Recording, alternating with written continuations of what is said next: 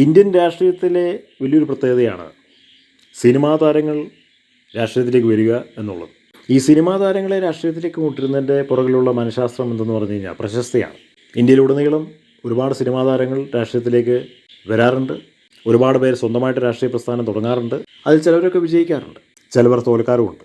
രാഷ്ട്രീയം എന്തെന്ന് അറിയാത്തവരാണ് സിനിമാ താരങ്ങൾ. സിനിമയിൽ എഴുതി കൊടുത്തിരിക്കുന്ന തിരകഥ പ്രകാരം അഭിനയിച്ച് പ്രതിഫലിപ്പിക്കുന്നു എന്ന് മാത്രമേ ഉള്ളൂ. എന്നല്ലാതെ രാഷ്ട്രീയത്തിൻ്റെ ചപ്പടി വിദ്യയും രാഷ്ട്രീയത്തിൻ്റെ ബേസിക്സൊന്നും സിനിമാ താരങ്ങൾക്കൊന്നും അറിയില്ല. അവർ വരുന്നത് പ്രശസ്തിക്ക് വേണ്ടിയിട്ടും പണത്തിന് വേണ്ടിയിട്ടും മാത്രമാണ്. നാട് നന്നാക്കാൻ വേണ്ടിയിട്ട് വരുന്ന സിനിമാ താരങ്ങൾ വളരെ വിരളമാണ്. അങ്ങനെ ഇല്ലയെന്ന് പറയുന്നില്ല, അങ്ങനെയുള്ളവരുണ്ട്. തമിഴ്നാട്ടിൽ MGR വന്നു, ജയലളിത വന്നു, അവരൊക്കെ അതിൻ്റെ ഉദാഹരണങ്ങളാണ്. ഇപ്പോൾ പുതുതായിട്ട് സിനിമാ നടൻ വിജയും ഈ രാഷ്ട്രീയ സംഘടന തുടങ്ങാൻ വേണ്ടി ഇറങ്ങിത്തിരിക്കുന്നു.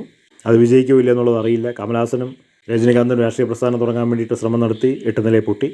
ഇതുപോലെ തന്നെ ഒരു വ്യക്തിയാണ് സ്മൃതി ഇറാനി. അവർ ഭാരതീയ ജനതാ പാർട്ടിയിൽ സജീവമായി പ്രവർത്തിച്ചു കുറേ വർഷങ്ങൾ. ഇപ്പോൾ അവർ സിനിമയൊക്കെ വിട്ടിട്ട് തിരിച്ച് അവർ സീരിയലിലേക്ക് മടങ്ങിപ്പോകുന്നു എന്നാണ് കേൾക്കുന്നത്. കാരണം അവർക്കതേ പറ്റുള്ളൂ. അവർക്കൊന്നും ഗൗരവത്തോടെ രാഷ്ട്രീയത്തിൽ വയ്ക്കാനൊന്നും അവർക്ക് പറ്റില്ല. അതുകൊണ്ട് വീണ്ടും അവർ TV സീരിയലിലേക്ക് തിരിച്ചെത്തുന്നു എന്നാണ് റിപ്പോർട്ട്. ക്യോം കി നാസ് ബി കബി ബഹു തീ എന്ന സീരിയലിൻ്റെ 2ാം സീസണിലൂടെയാണ് സ്മൃതി ഇറാനി അഭിനയത്തിലേക്ക് തിരിച്ചെത്തുന്നതെന്നാണ് പറയുന്നത്. ഒരു എപ്പിസോഡിന് 14 ലക്ഷം രൂപയാണ് അവർ പ്രതിഫലം വാങ്ങുന്നത്.